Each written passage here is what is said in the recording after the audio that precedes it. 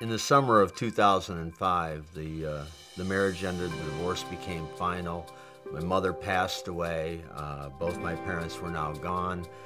Everything had pretty much come to normal at the business. The kids were doing okay. We were kind of stable as a newly formed family, and it really felt like I'd gotten through everything, and things were pretty calm now, and I could pretty much relax and start to breathe easy again. And after about a year of breathing easy, that's when I found the lump on the side of my face. In a 9-hour surgery, they removed the parotid gland, the tumor, and quite a bit of material out of the side of my face. They biopsied the tumor, found that it was malignant, but felt that it was so well encased that no further treatment was necessary, so they took not enough fat from my belly and put it back in my head, and everything was normal in 6 months, looking great. About August of the following year, I had an appointment with the doctors, and I could kind of tell that something was up. It just felt different inside my head. And I went up to the Mayo Clinic in October, had another follow-up scan, and it showed that the tumor was back. And this time it was really angry. And they said the first time we were worried about saving how you looked. And this time they said, we're not worried about that. We're just going to try and save your life. And that was a crushing moment. The next morning I saw Dave and Pat at the coffee shop. And Dave had known that I was going up to get a checkup. I told him, no big deal, just a checkup. He said, how'd it go? And I told him. And Pat said, well, we should get everybody together and pray over you and lay hands on you and anoint you with oils. And I said, yeah, right, Pat. You know, like that's going to do any good. And she said, no, really?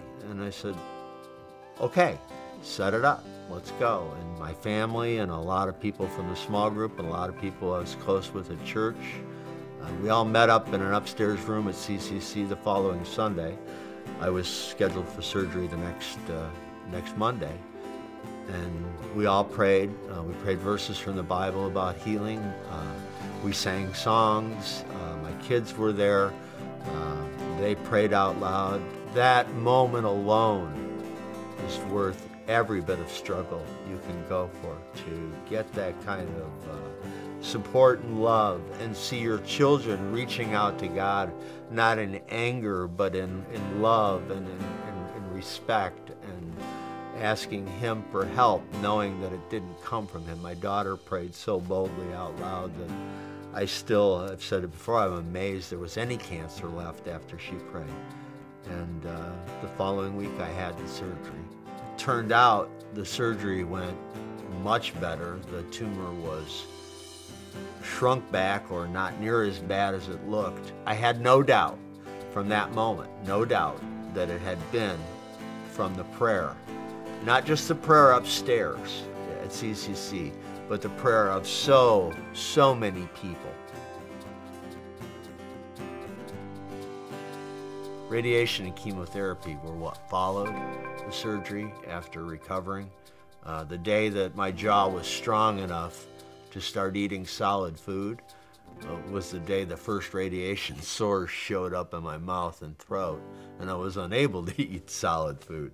I remember coming to CCC around the holidays, and I was so cold in the winter, so wrapped up and bald and skinny and deformed. And I remember nobody recognized me.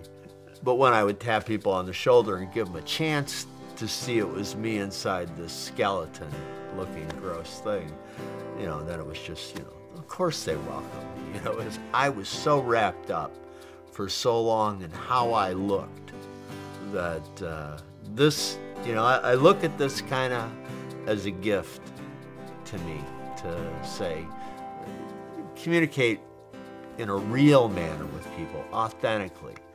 Don't use your face and your expressions and your talents that you've had in those areas to manipulate people. It's just going to get down now to just real communications. And so, you know, everything turns out right. He makes everything perfect. He truly does.